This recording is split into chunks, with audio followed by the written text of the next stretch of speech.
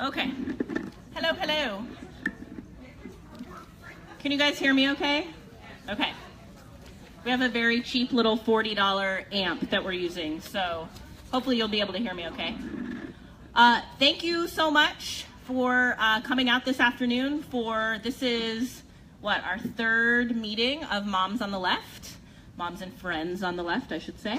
If I haven't had a chance to meet you yet, I'm Lindsay, the founder and organizer, I guess, of our group. I am very excited today to host Delaine Eastin, candidate for governor of the state of California.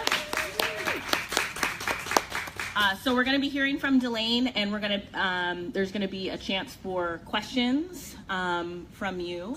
And then we'll also be this afternoon talking about resources for women who are looking to run for public office. So if that's even an inkling in your mind, we're going to be talking about some good resources for you to use, or resources for you to support women who are running for office. And then we also today have a presentation from our friend Eric Whalen, who's going to be talking about the Citizens Climate Lobby? Yeah. Okay. Without further ado, I'm going to introduce my friend Casey Whalen, who's going to tell us more about Delaine. I have to lower this a little. I think I have a pretty good teacher voice, but let me know if you can't hear me. I'm very honored to get to introduce my dear friend Delaine Eastin, who I've known now, I think 17 years. You will have an opportunity to read a lot about her experience, which she'll share with you too. I wanted to share a personal anecdote. I think we're sort of in a climate where character means as much as qualifications. So when I first met Delaine, I was a brand new teacher, and I was actually invited to an event she was hosting for a state senator at her house. I was in my first year of teaching. I didn't know up from down, certainly didn't know anybody important in education, and nobody had informed me who she was. I kind of got invited just by accident to this. So at some point she came up and introduced herself to me, didn't tell me who she was, but just introduced herself and asked me what I did. I said I was a brand new teacher. And I'm sure I started complaining and probably saying a lot of things about, oh, people way up don't understand education, and on and on and on. She never interrupted me. She never told me who she was. She was very, very charitable, but also very supportive and appreciated my humor. And anyway, about 3 days later, her chief of staff contacted me and said, Delaine really enjoyed speaking with you. I don't know if you realize, but she's the superintendent of public instruction for the state of California. Oh my God, of course she is, and I didn't know that. And she'd really like to come visit you at the school that you're working at. At the time, I was working at El Camino High School in Oceanside, California, and an amazing high school doing a lot of really neat stuff. And I said, well, of course, we'd love to have her, once I figured out who she was, and I had to sort of think, okay, next time I talk to her, I need to be a little bit more professional. But she contacted me, and the first thing she said was she really appreciated my honesty. That a lot of times as a politician, people didn't necessarily speak to her honestly, and so she really appreciated that. So she came and met with my freshmen, and I can still remember that class because it was my first class. And thank God they were angels, because you never know with freshmen. She spoke to my class, she spoke to a couple other classes, and if you know Delaine, she's in her element when she's talking with kids. And as a mom, as a teacher, as somebody that really values education, it was a real gift to do that. The best part of the day, though, was when we had our staff meeting at the end of the day, and the superintendent from the district came in and said, you know, we really want to thank you, Ms. Eastin, for coming out to speak to everybody, and we're so glad you accepted our invitation. And Delaine, in her very polite manner, said, oh, that's very nice of you. Actually, you didn't invite me. I came because of this teacher, Casey Walton, and I really appreciated her invitation for me to come. You know, the superintendent's looking around like, who the heck is this, right? But Delaine really values people in the trenches, and especially in education. And she's very honest. She has an enormous amount of integrity, and it's just been a gift for me to have her as a mentor in my field, but also as a friend. And so I'm so thrilled to get to support her in this run for governor. So with that, Delaine, come on up.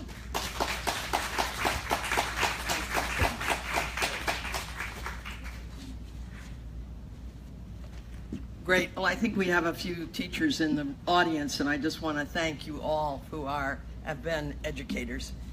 I'm here today because of a couple of great parents and some amazing teachers, and that's the truth. So I'll just tell you all that I'm thrilled to be here with Moms on the Left. I have been involved with politics for a long time, and I want to say, ladies and gentlemen, I always say that men of quality are not threatened by women's equality. So always glad to see gentlemen here supporting women who are making a difference in our society. You know, it was at a World Anti-Slavery Conference where they invited Elizabeth Cady Stanton and Lucretia Mott to show up.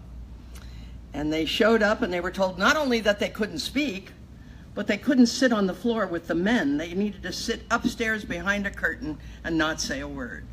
And so 8 years later, they formed the first women's conference. And here we are today, this year, 2017. We're living in the state of California. You're looking at the first and the only woman that's ever been the state superintendent of public instruction. We elect 8 people every 4 years to constitutional office, and we've had a total of 8 women in the history of our state. I'm not here to say you should be voting for me because I'm a woman. You should be voting for me because I am the most qualified, and I am the only candidate that is willing to stand here and say to you, it's really time for California to uphold and defend its own Constitution. I meant to bring you a copy today.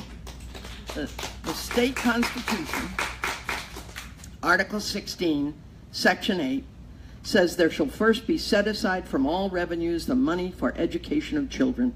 It says that in the state constitution, that the legislature and the governor and everybody else takes an oath to uphold and defend. And yet if you looked at the state of California's budget today, you would not think it was there. Because the reality is we are in the bottom 10 of the 50 states in per pupil spending. I will tell you, I'm not a one-issue candidate. I'll talk a little bit about some other things. But first and foremost, the state constitution says the first priority should be the education of children through institutions of higher education. How are we doing? Well, when I graduated from high school, we were tied with New York State, 5th of the 50 states in per pupil spending. Top 10 in investment, top 10 in achievement. Where are we today? Bottom 10 in investment, bottom 10 in achievement. Go look up Ed Week. Just gave California a D+ for school finance and a D+ for student achievement. They go together. For this state to have failed so miserably when it comes to helping our kids to get an education, this state, the state of California, that got rich because it invested in education. The Silicon Valley didn't come because there was a confluence of rivers. We don't have a Tigris and Euphrates River to make a fertile crescent, as they had in the Middle East. What we had was great education from preschool to graduate school. By the way, you may not realize this, but in the Second World War, they actually started preschools all over the country. All 48 states had federally funded preschools. Why? Because so many women are in the workforce. 2 states kept it at the end of the Second World War. That would be New York and California. But the truth is we haven't grown it.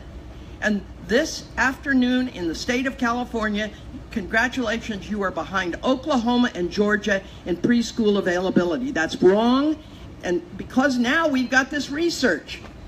Look, when the French and the Italians and most of the world decided to do universal preschool, they didn't have a lot of research. We've got the research. We've got long-time studies like From Neurons to Neighborhoods or The Scientist in the Crib. Take a look at these studies. In The Scientist in the Crib, the authors say, the human baby's brain is really a network, wired together by language and love instead of fiber optics. Think about it. We ought to be focused on our kids from 0 to 5, and then we ought to be making sure that kindergarten is full day and mandatory. I know whenever I speak, somebody comes up to me and said, I didn't know kindergarten wasn't mandatory. No, in 15 states it is. California is not one of those states. The reality is we have disinvested in preschool, we have disinvested in K-12, and in higher education. Listen to this. You're all sitting down. Did you know that 50 years ago, We had 9 out of the 10 UC campuses, built 1 UC campus in 50 years. We built 2 community college campuses out of the 107 system-wide, and we built 3 CSUs out of the 23 CSUs. 6 colleges in 50 years. In that same period of time, we built 22 prisons. Think about it. The truth be known, the state of California has stopped asking you if you want prisons because you turned them down twice. Now they build them without asking you. And they say they can build them because they use revenue bonds. And you know what the source of revenue they identify is? The general fund of the state of California. They don't do that for schools. They make you vote on school bonds. They don't do that for higher education. They're going to make you vote on a higher education bond, but they don't let you vote on prisons because they're afraid you will say no. If you remember nothing else that I say today, remember this. Budgets are statements of values. Think about your own family budget. Think about how you give money to various enterprises that you're engaged in. I don't know about you, but I think you're like my parents. When I got accepted at UC Davis, my dad and mother, the machinist and the dress clerk, wanted to send me to college. But they needed a new car. They had a 10-year-old Studebaker, and they'd stopped making Studebakers. So my dad was afraid they couldn't get parts for it. My mother wanted a new couch because my brother and I had done our trampoline act on the old couch. We had spring coming out of it. My mother was mortified. My dad wanted to go to the family reunion in Kentucky because his mother had recently passed away, and they were getting together for the first time since her death. Oh, he wanted to go to that reunion. And they wanted to send their daughter to college. What did they do? Did they buy a car? No. Did they buy a couch? No. Did they go on vacation to Kentucky? No. Did they send their daughter to college? You bet your life.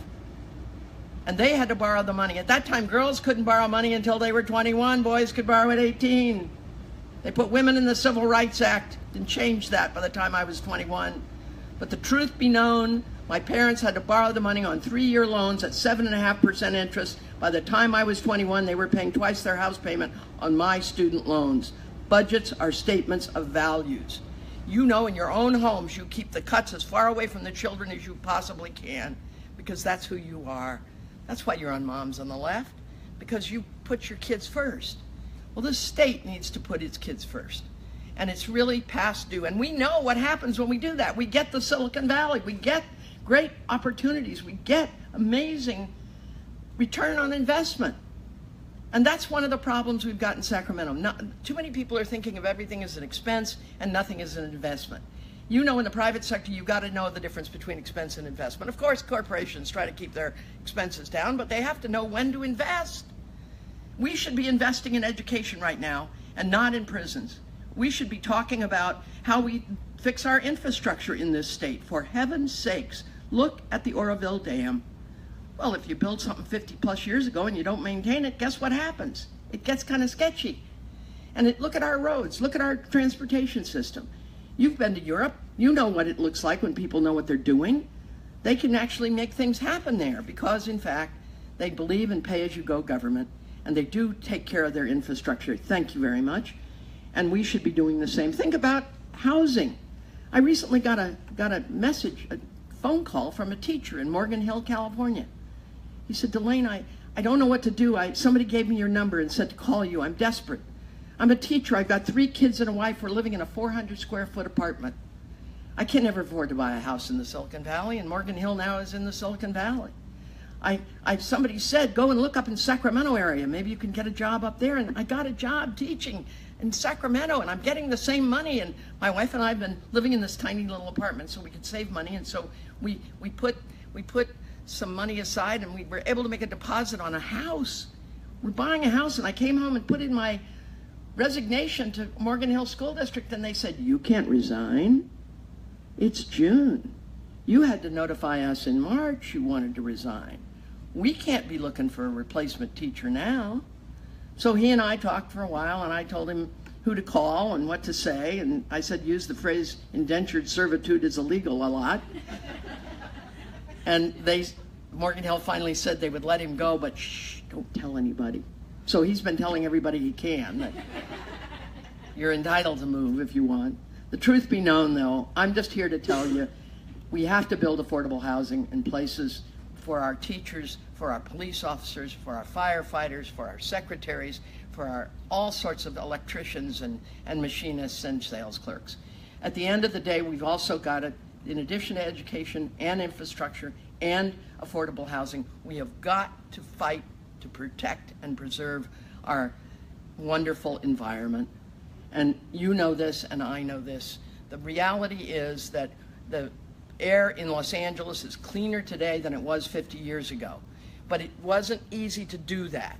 And we have got to be clear. I don't care what happens with the thug in Washington.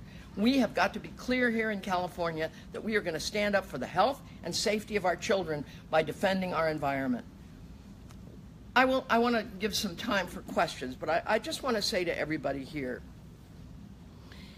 budgets really are statements of values. And the other thing I want you, though, to remember is something that really resonated with me when I read it. Neil Postman, who wrote an amazing book, Neil Postman said, "Children are a living message we send to a time we will never see." Some of us are living in a time our parents did not live to see. You were sent here by them. You were sent here to do important work. And that's why you come together today and days before this to stand up for what's right in the state of California, in the Sacramento region. I will just tell you all that I really believe that children are a living message we send to a time we'll never see. And we need to look them in the eye and with confidence say we are doing the best we can for you and not just kind of phoning it in. In my lifetime, I was privileged to have been in the Union City City Council, and in that capacity I worked with our school district. We had an amazing chief of police. He'd studied to be a priest. The only chief I ever knew that did that. And he was a compassionate, wonderful person. And he helped us do one of the things that is really important in every community to do, and that is put schools and communities and families together and to think about how we make a better community for our kids and for the future. At the end of the day, we worked to do that, and guess what? Within 5 years, James Logan High School went from being a terrible site of dropouts to being a top 10 feeder for affirmative action at UC Berkeley. You can change things if you get everybody in the community on the side of the kids, and that's really where our focus needs to be. I will also tell you, though, I wasn't supposed to win the Union City City Council. I was too young. And then I went and ran for the legislature, and I was replacing a guy named Alistair McAllister. Some of you remember. He ran as treasurer, as honest McHonest. But he was the most conservative member of the state assembly who was a Democrat. He was a Mormon, and he did not, he had some pretty conservative views. And everybody said, oh, Delaine can't win that race. She's too young and too liberal. And as a matter of fact, Willie Brown wasn't going to let me come speak before the Democratic caucus. Bill Lockyer called, he was a state senator at the time, and said, let her come, she's really smart and really good. And Willie said no. And Johan Claes, the assemblyman in the next district, called Willie Brown and said, let her come, she's really smart and really hardworking. And Willie said no. Then 4 women called Willie Brown. One was a supervisor in Contra Costa County, Sunny Wright McPeak. She went on to be Secretary of Business, Transportation, and Housing. One was a supervisor in San Mateo County. You know her today as Congresswoman Anna Eshoo, but she was a supervisor. One was a congresswoman in Marin County. You knew her as Senator Barbara Boxer later. And one was a private citizen in San Francisco that had never been elected to public office. Her name is Nancy Pelosi. They called Willie Brown and insisted that I have a chance to speak before the caucus. And I did get their endorsement, and the caucus's endorsement. And then I ran to be state superintendent. There'd never been a woman. There'd only been 3 women constitutional officers in the history of the state. And so I become the 4th. But they didn't think I could win it. That was 1994 when Pete Wilson went after the immigrants with Proposition 187. We lost the assembly as Democrats, and of the constitutional offices, there were 5 went to Republicans. There were only 3 Democrats elected constitutional officer. So I just say to everybody, you can discredit me and discount me at your peril, because I'm in this to win it. And I'm going to fight for the children, first and foremost. And then I'm going to fight for everybody else, for the families of California, for the seniors of California, and for the health of California, mentally, socially, emotionally. Everybody should be entitled to live in a safe and wonderful place. I'm a native Californian. I was born in San Diego to a Navy chief petty officer and his wife. And my mom was a San Franciscan, he was from Kentucky. But this is California, and anything is possible. And I know they never expected me to run for even the city council, let alone my dad said, am I going to have to buy you a soapbox? But at the end of the day, anything is possible if you have a great education. That's the gift that I was given. That's what I want every kid to have. And that's why I'm here today. I'd love to have your support. There's a little bit of paperwork about me, and there's some envelopes if you want to make a contribution, however modest, the more the merrier. The truth be known, when I won in '98, my treasurer called me and said, Delaine, I should charge you twice what I'm charging Phil Angelides. He's raised $7 million. You've only raised $3 million. But you have more than twice as many donors. I'm working twice as hard for you. And so it is possible to do this with lots of regular people's help. And that's why I'm here today, to ask for your help and support. Thank you very much. I want to answer some questions.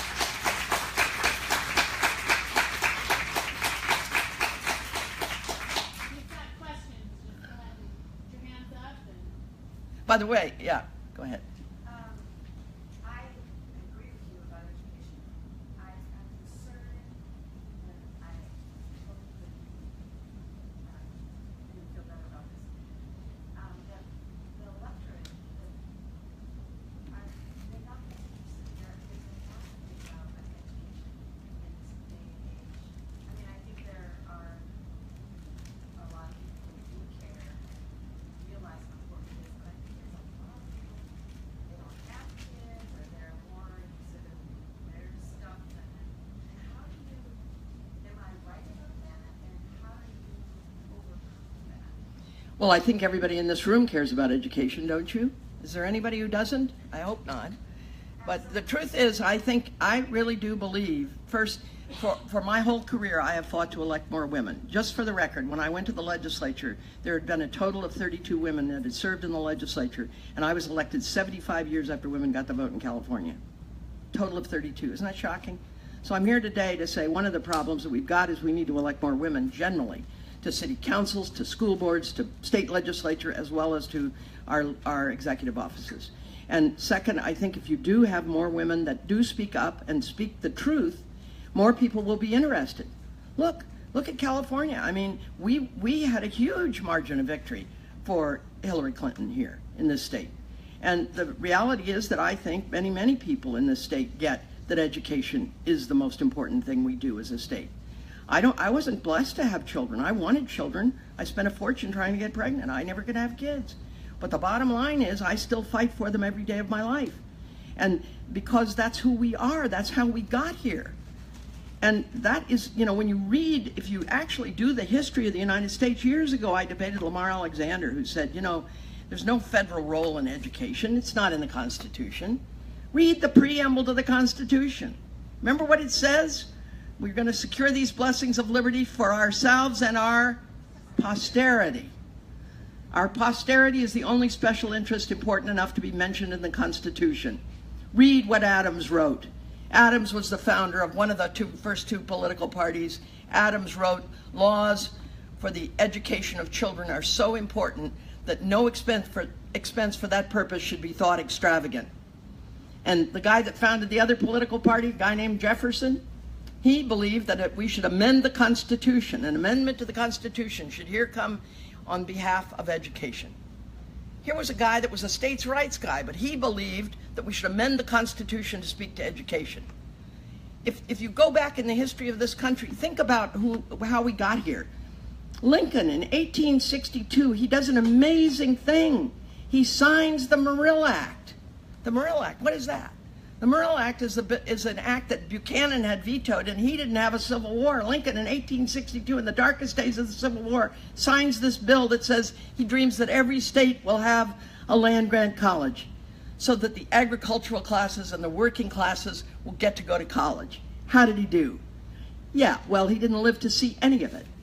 But guess what? There's 181 land-grant colleges in this country, and you know them by names like Duke and Purdue. You know them by names like Texas A&M and Florida A&M, and a little place called UC Berkeley, and a little place called UC Davis, and a little place called UCLA and UC Santa Cruz, all because Lincoln had a vision, which he didn't live to see. What does Roosevelt do? He's in the darkest days of the Second World War. What does he do? He decides that we ought to have a GI Bill of Rights and make it possible for the returning soldiers and sailors to own their own homes and to go to college. Guess what he did? He only doubled the number of people in college. He didn't live to see much, but he did it anyway because it was the right thing to do. 46, there's a draft in 46. They had drafted young men in December of 41, 2, 3, 4, 5. But in 46, they turned away a record number of young men. They had crooked spines and foreshortened limbs and bad eyesight and bad teeth. These were the children whose formative years had come during the Great Depression. And so they were malnourished. And if you read the National School Lunch Act, it says the health of our nation's children being a matter of national security, the Congress does ordain and establish the National School Lunch Act. And my favorite is 57, when Sputnik goes up.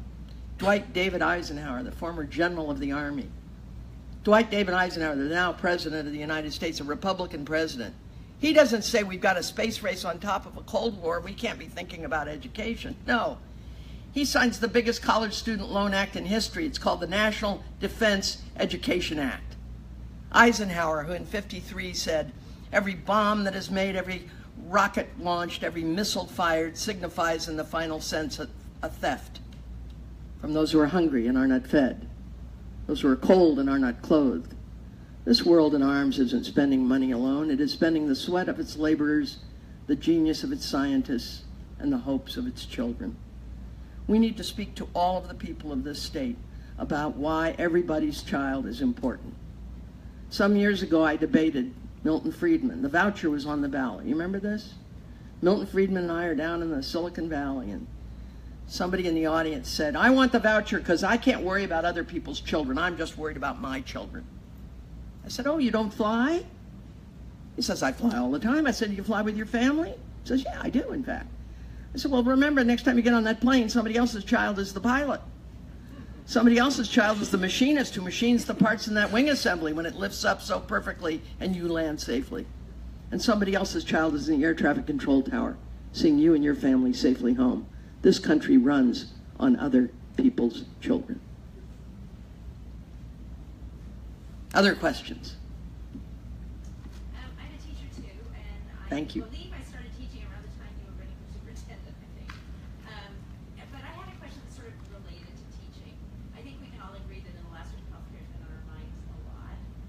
So I was kind of wondering where your position was, how you felt about single-payer healthcare or healthcare in California, because so many people are now feeling that California and New York needs to be in the forefront of the healthcare fight for healthcare for everybody. I believe the question is about health care. I believe California does need to be the forefront of the fight for health care for all. And if Massachusetts can do it under a Republican governor named Mitt Romney, why can't California do it? Of course we should make sure every child has a chance. Even with Obamacare, my hairdresser was not insured. And so it didn't actually help everyone. I think it's ironic that when Clinton proposed single payer, that the Republicans proposed what is essentially now called Obamacare. He actually took their lead and copied it and used it, and they hate it. So, you know, life's full of little ironies. Just, I remind you all, don't lose your sense of humor. But in fact, if Massachusetts can do it, California can do it, we should do it. And thank you for being a teacher. I did class size reduction in K3, so I hope, I do put my money where my mouth is. And you're wondering where I got the money to do it. I joined a lawsuit against Pete Wilson, and we won the lawsuit and got $2.3 billion back into the school system and did K3 class size reduction at 20 or less. Now we've crept back up to 24, but we really do need to bring it back down for the early grades. And again, kindergarten needs to be mandatory and full day in the state of California. Other questions? Oh, come on, don't let me off that easy. Yes?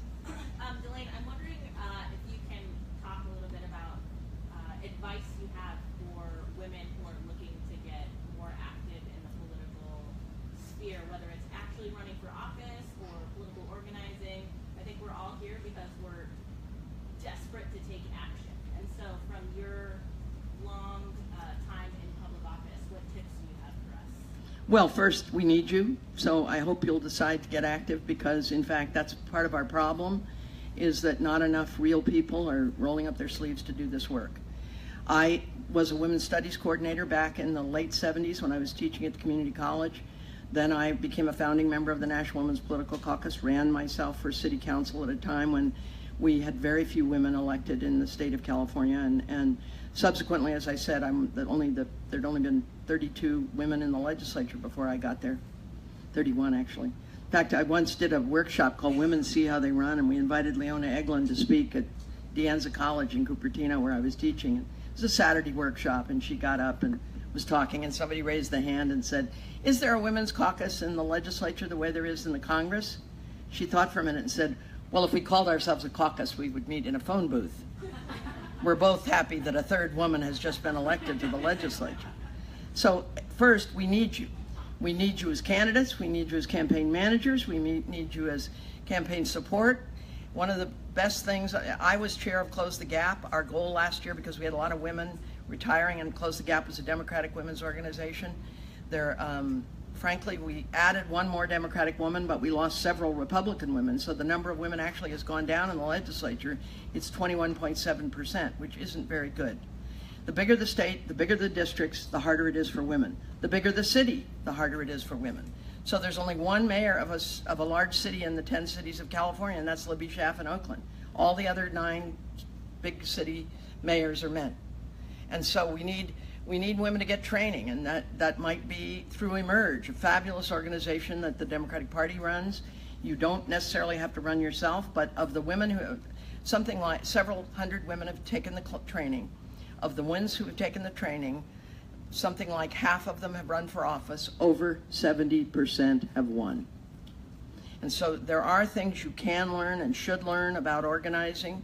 Remember always what a famous political scientist once wrote. There's 2 sources of power in the universe. One is money. Actually, it's an organizer who wrote it. I shouldn't say that it was a political person. It was Saul Alinsky. He said 2 sources of power in the universe. One is money, and the other is people. But people are only powerful when they're organized. And so being part of a group like this is important.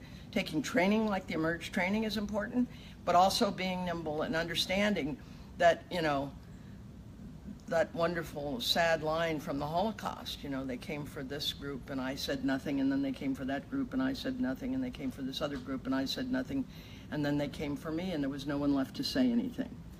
If we must understand that there are some dangers in this world. I mean, when Pete Wilson went after the immigrants with Prop 187, he says he's glad he did it now, but it actually changed. The state was very red that year.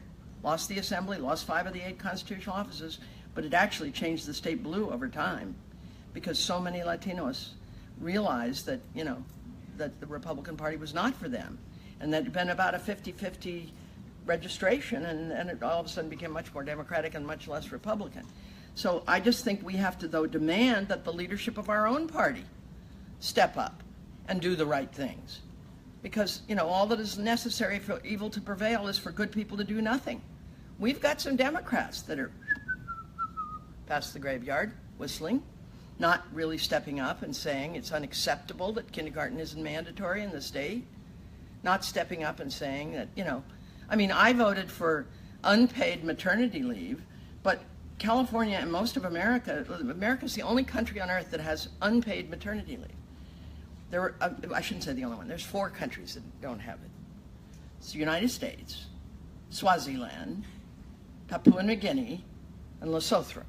How do you feel hanging with that crowd? And so, when we talk about family values are good nutrition. Family values are child development. Family values are preschool. Family values are great schools. Family values are affordable colleges. Those are family values. And we have to be together as women and as citizens and speak up for what's right in this state and in this country. The Americans with Disabilities Act, Betsy DeVos said, let every state decide how it's going to take care of disabled children. Well, she apparently doesn't understand what the law says. The federal law says you have to provide for these special needs children. But what happens when we provide for special needs children? We have some severely autistic kids that are making a contribution to this society because they got a chance to have an education. I have a first cousin. I have a lot of first cousins. My dad was one of 13, so 18 first cousins. But one of my first cousins was a Down syndrome child, and she had a job for over 30 years. She worked because her mother was a teacher. And even before the Americans with Disabilities, she's still alive. She's in her 70s. She had a stroke in her 50s and stopped working then. But she made a contribution to this country because she got an education. And our job here is to always dream better dreams for the next generation. Our living message to the time we'll never see. Our job is to send the future, the children into the future well prepared and loved and known, feeling confident that we, the society, cared for them. That's our job. So I really encourage you to take the Emerge training. It's fabulous. Yes? I'm curious about your comment about how difficult it is for women in large cities and large states. Do you have any insight into the variables that are at work there? There are a number of variables at work. First, women tend to run for office a little bit later in life, so they tend to be a little older. They have a harder time raising money. So I'll tell you, when I ran for city council, there were 3 incumbent men running, and there were 4 non-incumbents challengers, and so there were 7 people in a field to elect 3. And the guy who owned the Turk Island landfill gave all the men $500 and gave the 2 women $300. And the other woman happened to be a Republican, and she asked the guy who owned the landfill why he gave the men $500 and the women $300. And he said, well, I just assumed the women would be more frugal with their money. It is harder for women to raise money in this world. And so we run later, it's harder to raise money, we are less likely to be seen as the likely choice to be the next whatever. So the research shows, though, when you get over 30% women in a parliament or a Congress or a legislature, the values fundamentally change. More is invested in education, more is invested in families, more is invested in seniors and in health care. That's research that was done by the Hunt Foundation. And so at the end of the day, we are less visible, we are not always seen. I mean, in fact, when I got sworn in the first time at the Assembly, they kept coming up to my then husband and saying, Assemblyman Eastin, and he said, no, that would be her. And the truth is that, we are just not as likely to be seen as the choice. Having said that, we can be the choice, and we've proven we can be the choice. And, women that have gotten elected have been, really successful in a lot of different capacities. You look at the Prime Minister of Germany; she's doing a fabulous job, Angela Merkel, and that is been kind of a macho culture historically, but they figured it out. So it's time for some of the there's a few big states. Texas has had 2 women governors. Having said that, most of the biggest states haven't yet had a woman as governor. Yes, back here. Would you mind speaking a little bit about what your priorities are when it comes to environmental protection? Environmental protection. Well, I have a lot of different priorities. You should know that I did a paper on the politics of Bayfill when I was in graduate school, and I joined Save San Francisco Bay Association. I've been a member ever since. I'm a life member of the Sierra Club. I'm very actively and believer in a great many aspects of environmental protection. So I believe, A, we need to protect our natural resources, and that means you don't put fracking water into the groundwater. The reality is we shouldn't be fracking in a place like California where water is so scarce anyway, and where it's just dangerous, in fact, to put it into the groundwater and the drinking water. Second, I feel very strongly that, yes, we need to preserve our parks, but we need to also preserve our wetlands. We need to preserve, the Delta. And I'm against the twin tunnels to send water to Southern California. I'm sorry. I don't think it's well conceived. The voters voted down the peripheral canal. Just putting a lid on it and calling it a tunnel doesn't mean it's different. It's still a peripheral canal. And, bottom line is, I think what we need is some long-range planning in this state. So let me give you an example. We do have a long-range water plan. I don't want to tell you we don't have a long-range water plan. It was done by Governor Brown. That would be Pat Brown. The year was 1957. So we have no long-range plan for water. We have no long-range plans that are up to date. We have been very poor on long-range planning in terms of so many different aspects of our life and our environment. And that's one of the things that I'm going to suggest that we really do, that we figure out ways that we build affordable housing near transportation hubs. To have our people commuting from Tracy to San Francisco to work is ludicrous. And we have to figure out better ways of doing affordable housing so that people don't have to commute long distances. It's wacky for them to be commuting two and a half hours and then wondering why the roads are so crowded. We really do need to, though, think about other ways of transporting ourselves and but one of the things you need to know is that 57% of the jobs that are in the Silicon Valley are going to immigrants because our kids aren't trained well enough to take those jobs. So this is a matter of national security as well as economic development, and it also helps us to take care of the environment, because the more well-educated you are, the more you care about the environment. And so again, I'm going to fight to preserve the Bay and the Delta, but I'm also going to fight to modernize things like our dams. I'm not so interested, though, in having a lot more dams, because most of the best sites for dams have already been taken, and the few that they're talking about are really not very good in terms of providing water long term. We'd be far better with a plan to re-inject the runoff. That a lot of runoff is going into the ocean and into the bay that could in fact be going into groundwater. That's clean, it's healthy water. So we're putting too much of the wrong kind of water back into the ground. There's a lot more to talk about, though. The agricultural economy is very important to me. In 1950, the fastest growing county in the state was also the #1 agricultural county in the state. You know what that was? Los Angeles. So we have to make sure that we do preserve and protect the farmlands, because that pays many dividends. And yet farmland makes over into housing really easy because it's flat. So we have to have a conversation about what we do to ensure that we've got farmland and that we have it for the foreseeable future, which means we have to be more thoughtful about our planning in terms of housing. Yes, follow up? So with the climate change denier in the White House, Jerry Brown's been pretty vocal about California being on the forefront of climate change research.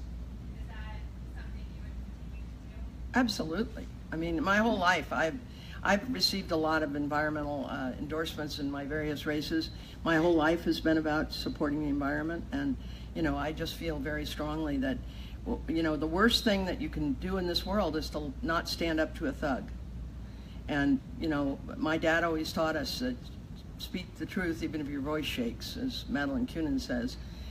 We got to stand up to Donald Trump, especially when he takes on the rights and the responsibilities that a state has. And when he does that, it makes me crazy, because in fact he wants to get rid of things like the things that we know that help the poorest families.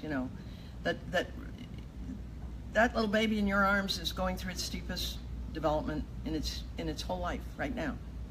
And we have got to have an attitude that says that we're going to make sure that your family is healthy, that you're safely housed, and that your child has good nutrition and a great future. That's our job.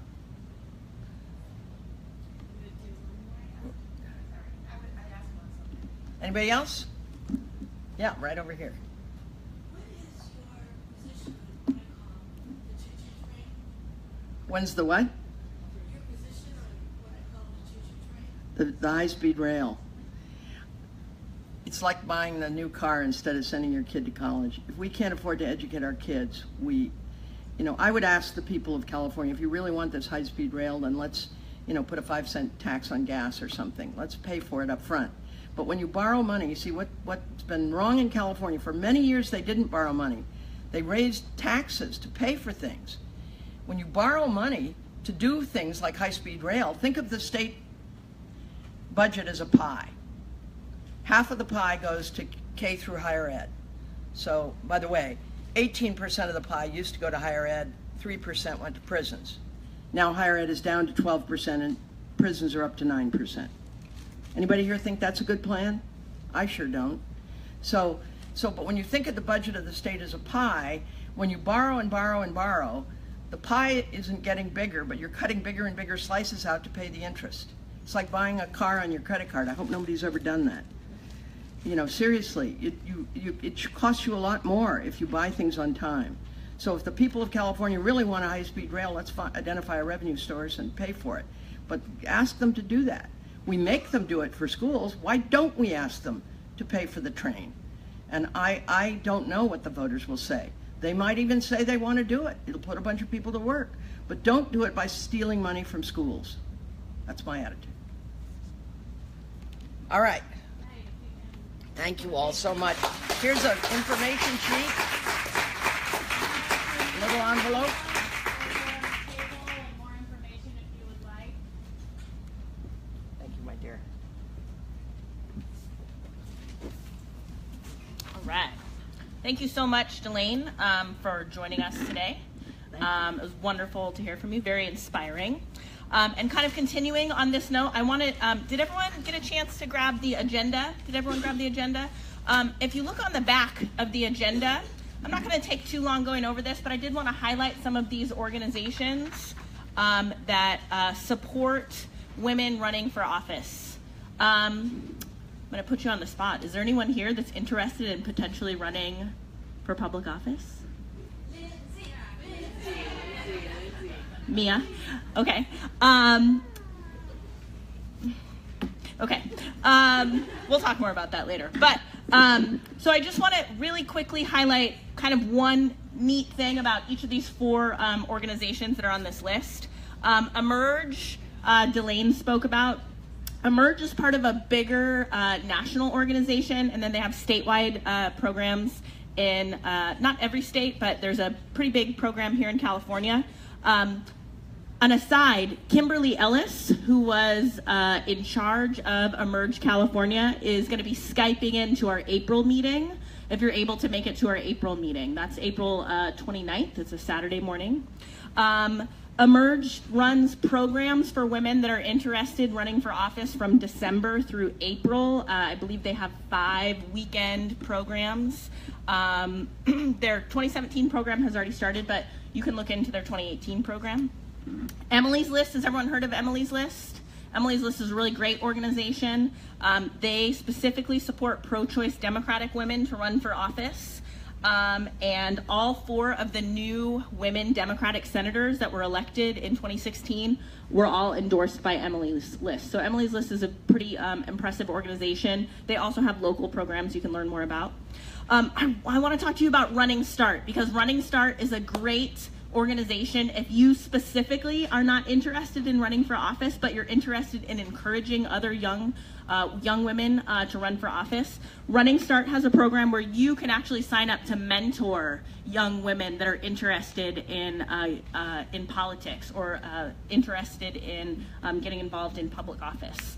So runningstartonline.org, great organization. And then the last one, She Should Run. She Should Run, I just want to highlight that they have a cool program where you can actually recommend. You can say, I want this woman to run for office, and then She Should Run sort of builds a community around that woman, and then we'll send sort of an email and a program to that woman and say, look, these are all the people that have recommended you to run for office. Here are the resources for you. And so it builds a network for that woman. So if you're interested in any one of those, I highly recommend you check out these websites. There's some pretty cool programs. Yeah.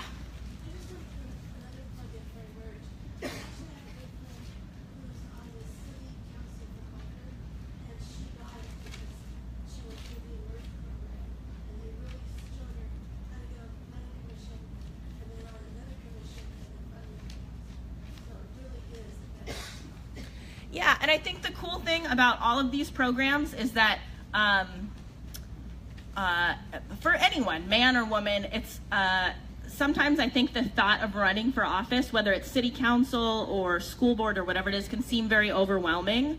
These organizations all give you easy, accessible tools, and the one thing that they all stress is that you don't need a law degree. You don't need, to, I don't know, have been some crazy, political resume before. So if it's even an inkling, something that you've been thinking about. In fact, Karen, isn't Emerge having an event coming up? Yes, they are. I know it's posted on Facebook. Okay. And I want to say April 22nd or something. That sounds right, April 22nd. Yeah, it's a Tuesday, right? It's Tuesday Okay. Okay. Yeah. So if you're interested, even in learning more about women that are running for office, period, I would recommend checking out Emerge California, and you can learn more about that mixer that's in Sacramento. I think it's located at the Mix, right? Okay. Okay. Cool. Okay, we are going to now hear from Eric Whalen, who's going to talk to us about Citizens Climate Lobby, and then we're going to end today talking about some other opportunities, upcoming opportunities for activism. So let's give it up for Eric.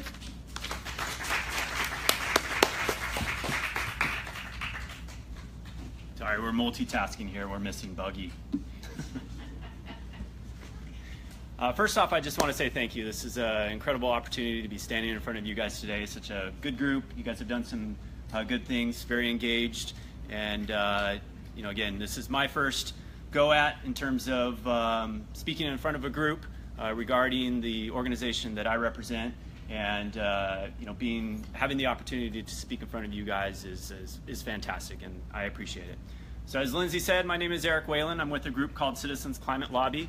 I've been with that group for about 6 months now. We're a climate lobby organization, and the reason why I'm involved in that is, well, because of my kids. Delaine mentioned something a little earlier about the voice for people who don't have a voice, about speaking, about staying quiet. Well, I see what's going on in terms of our environmental protection, in terms of climate change, and I feel like I need to be a voice. And as you guys know, and as you guys are probably aware, it's very difficult to be a single person as a voice. Collective action is where things come about. I think we saw what was going on this previous week regarding the repeal of Obamacare, and it was that collective action that really drove the resistance for that repeal. So I'm a single person, but I'm here to engage you as a group because I believe if we work together as a group, we will be able to slow climate change and prevent some of the stuff that's going on. So again, I'm here about climate change. Citizens Climate Lobby has a proposal or has a legislative bill that they want to push through the federal government, and it's to prevent climate change, to slow climate change. So just a real quick 30-second, 1 minute long Cliff Notes version of what climate change is. So we've got the Earth, right? We live on the Earth. The Earth has a atmosphere around it. Heat comes in from the sun, comes through the atmosphere, bounces off the land, shoots back up towards the atmosphere. Some of that heat goes through the atmosphere and is released. Some of it is trapped by the atmosphere. Humans like our environment not too hot, not too cold, right? I don't know about you guys, but those stretches of days during the summertime when it's 110 degrees outside, those get a little problematic for me. You know, on the flip side, when it's very, very cold for a number of days in a row, those are problematic days. Our food systems are all linked towards climate as well. So we like things as humans just perfect. Well, climate change is affecting that. There's a significant amount of science that supports that we are having an adverse impact. As we burn more and more fossil fuels, more and more of these chemicals are going into the atmosphere. So when the sun pumps heat through our atmosphere, bounces off the land, shoots back up, more and more of that heat is staying within our planet. And that is causing the average temperature of the Earth to slowly increase over time. I read an article the other day about the northeastern states, and it was something like in the month of February, there was over 200 record highs that were occurring. So this is real, and it's going on as we speak. And you might sit and wonder, you know, is this really that big of a deal? I mean, a couple of degrees here and there. Well, it is, right? What are some of the things that climate change causes? We get warming of the oceans, which leads to more significant storms, more significant hurricanes. What happened here about the month of January?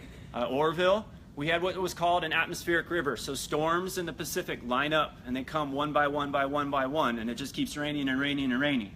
Well, if that was your bathtub, it'd be a piece of cake. You just turn the spigot, water shuts off, no big deal. Well, Mother Nature doesn't work like that. You just can't turn the spigot and shut it off. So we had all these storms that were coming through, more and more water.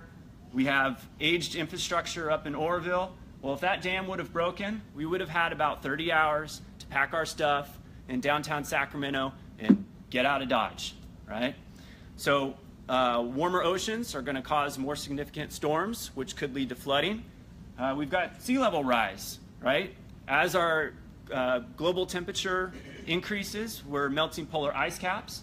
I've seen climate models for the state of Florida where large portions of the state are no longer there. They're underwater. So that's the significant thing. Basically, everything that we look at is going to become more and more intense. Heat waves, wildfires. I was at a conference a few months back. These large fires that occur here in California, like the Rim Fire and some of the more recent ones, those are the equivalent of about 2 million cars driving around for a year. Those are going to get more intense. So we're not only going to see more CO2, more burning of fossil fuels into the atmosphere, but we're also going to see, there's deaths that are associated to those wildfires.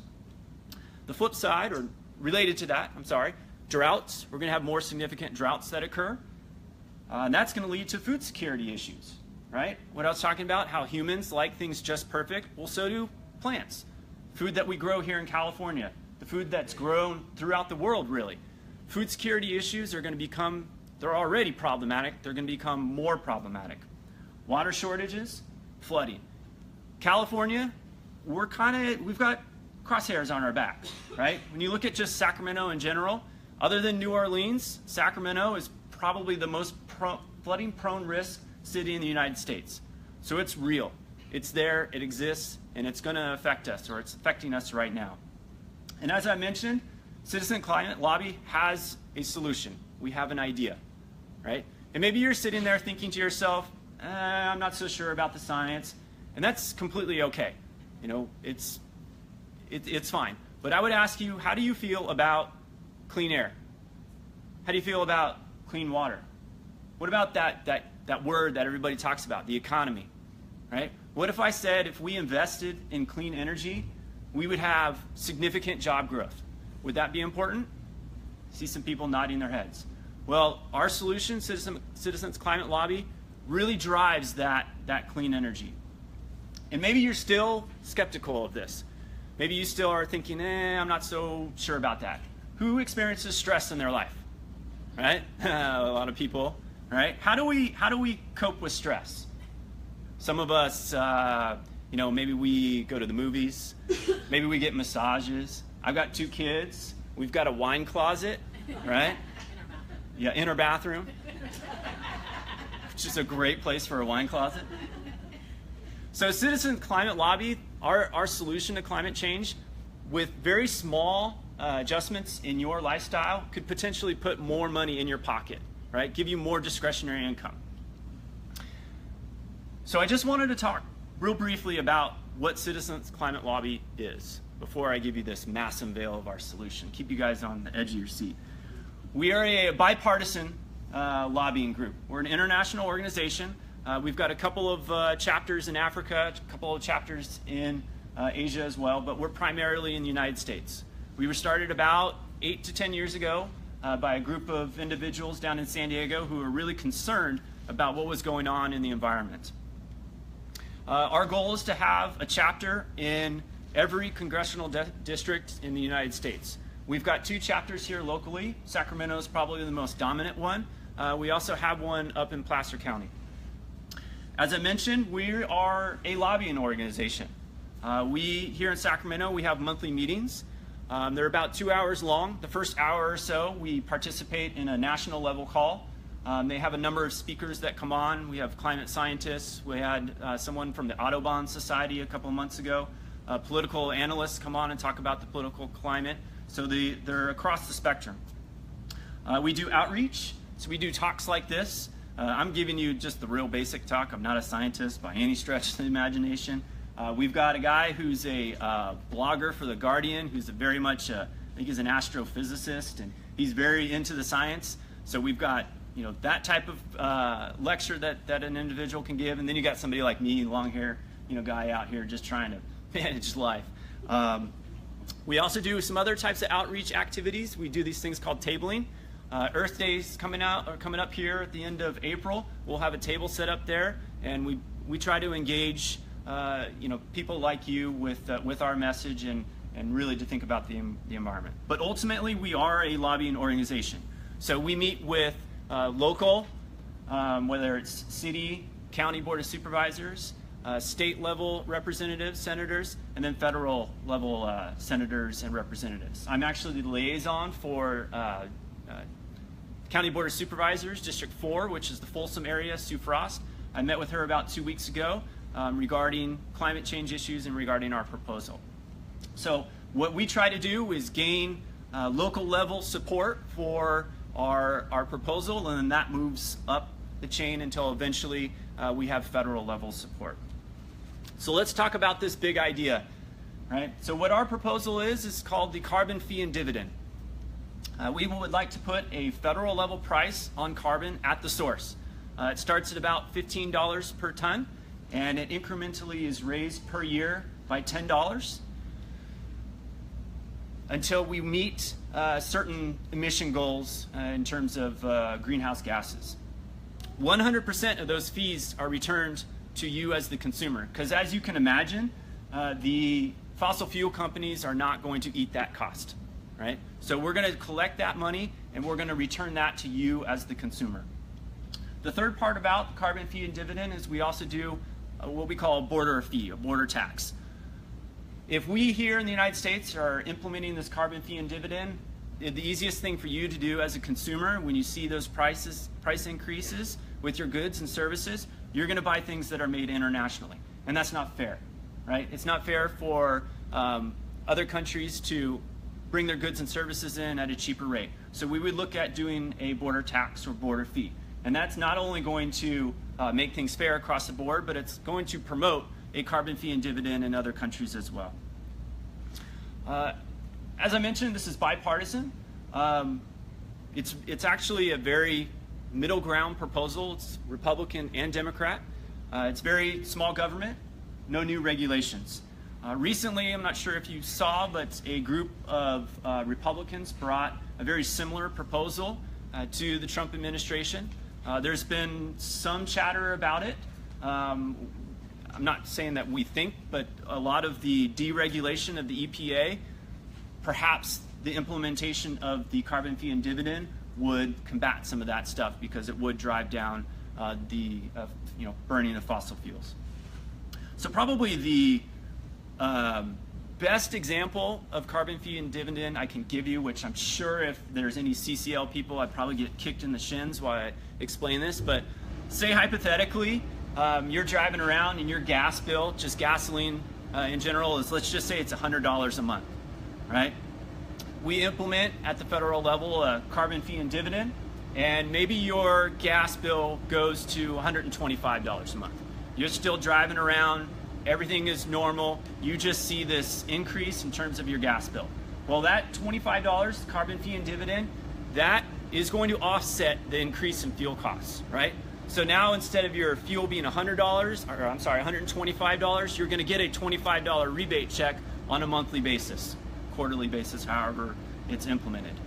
So as I said, small adjustments in your lifestyle could potentially put more money in your pocket, right? Maybe you decide, you know what, I can ride my bike to work one day. That might help you.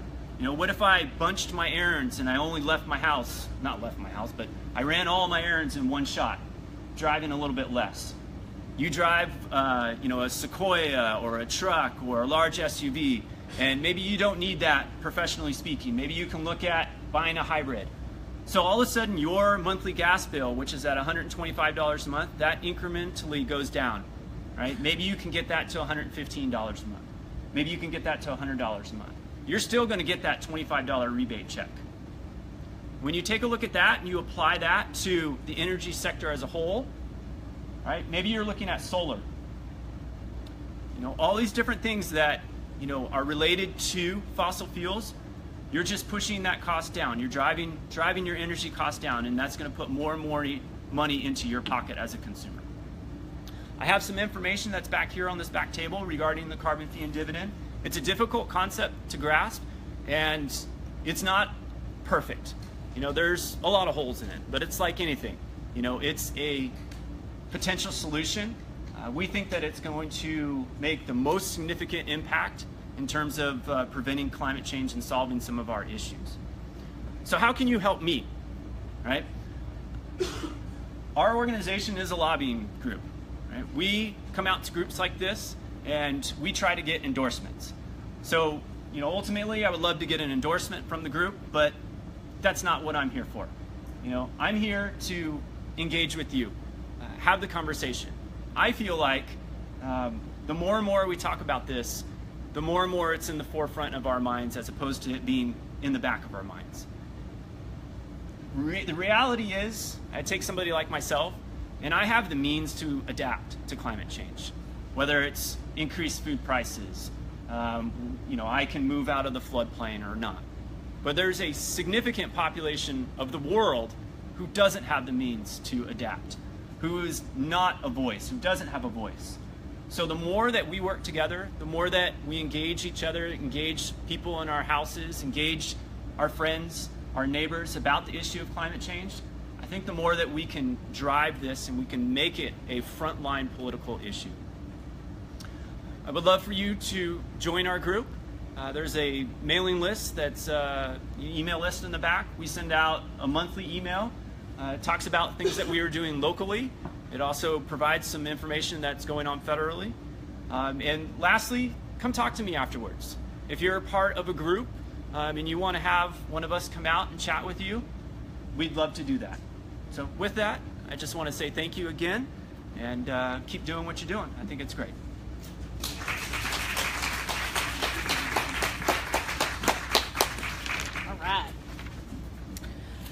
Okay, so before we go, I just want to highlight some upcoming opportunities for activism. And I completely forgot, I meant to start our meeting on this note, but how stoked are you about yesterday, right?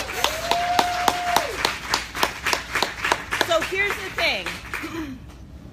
I guess I was just so starstruck by Delaine Eastin that I forgot to talk about this, but yesterday was so amazing because it's the power of organizing. How many of you have made a call to your member of Congress? Made a phone call? How many of you have visited or spoken to your member of Congress? Either their office, spoken to someone in their office, or been to a town hall? How many of you have sent an email? How many of you have used ResistBot? Has everyone? Oh, if you guys don't have ResistBot, you need it on your phone. Google it. It is for real. ResistBot is amazing. I have a teacher voice. I don't think I really mean this. If you don't have ResistBot, it is this amazing tool. You text, I think it's to 50409. You text resist to 50409, and this bot will text you back and ask you questions, and then generate a fax to send to your members of Congress.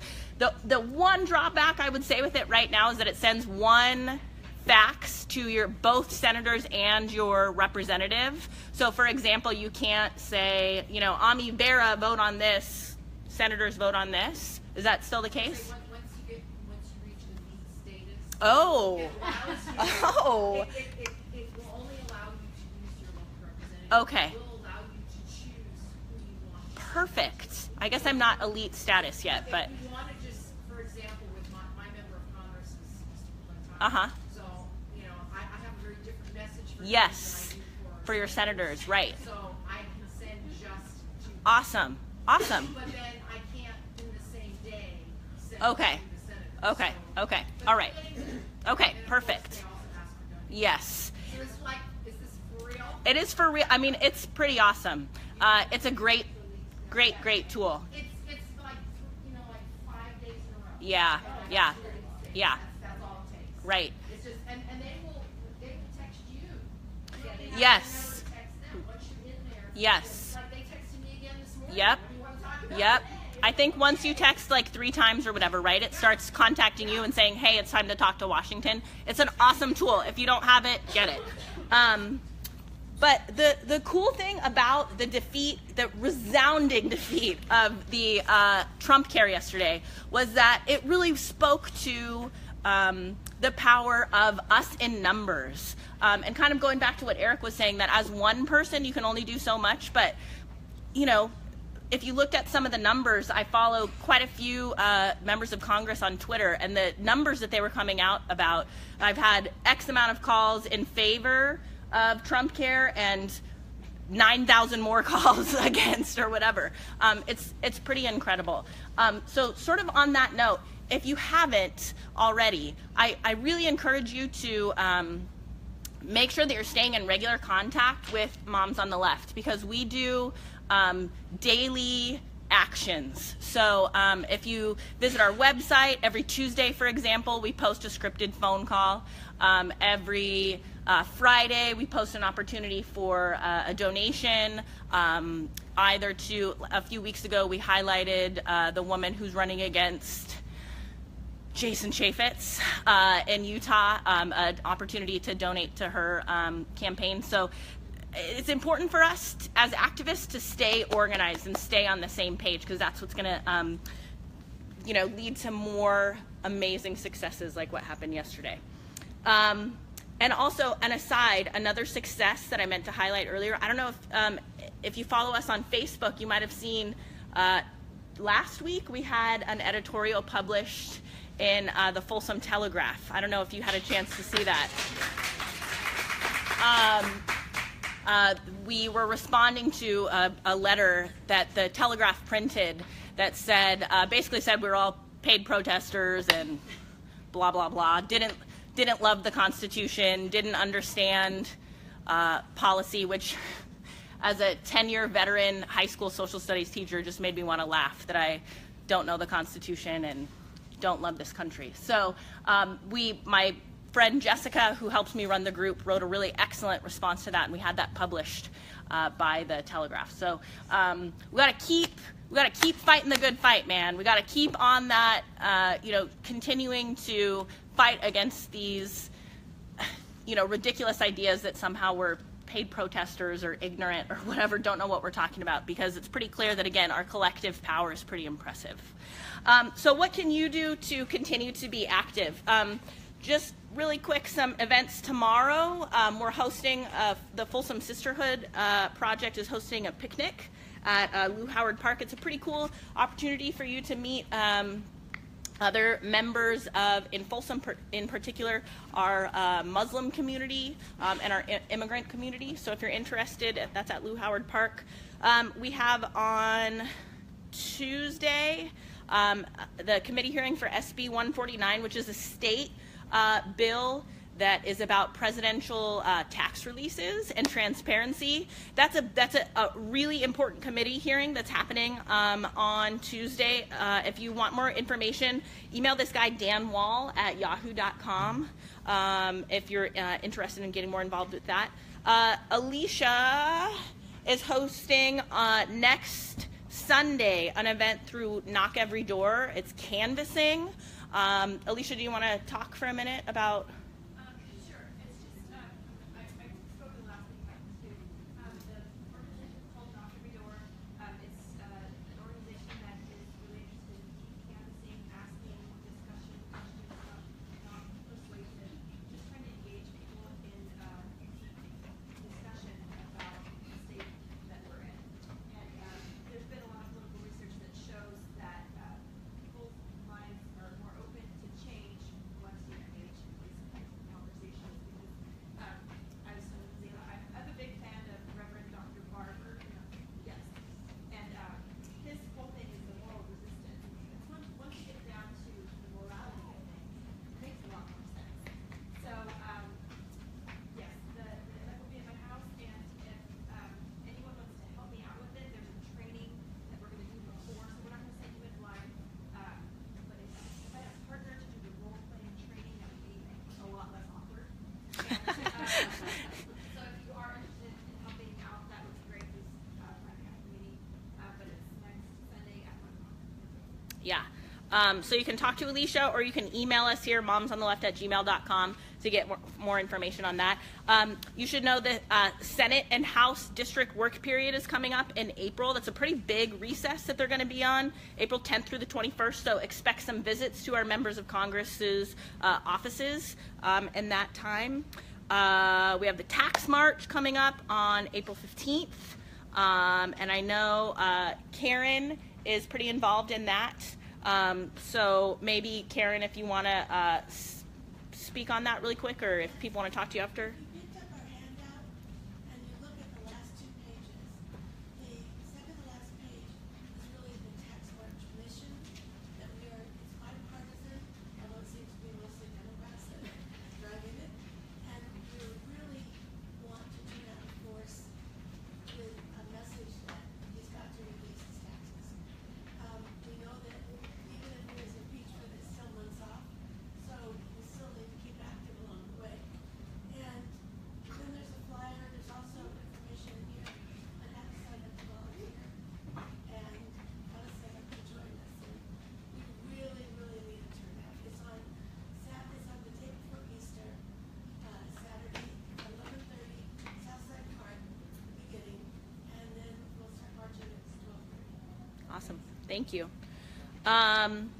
Also, by the way, the handout that Karen is referring to, Karen very graciously made copies of us. We didn't have, at this meeting, we decided not to have reports on our members of Congress like we did at the previous meeting, but Karen very graciously has typed up and printed the reports on our elected officials. So if you didn't grab that, feel free to grab those. They're on the table over there, and you'll, I think we have them for Matsui and then Feinstein and Harris, right? Okay.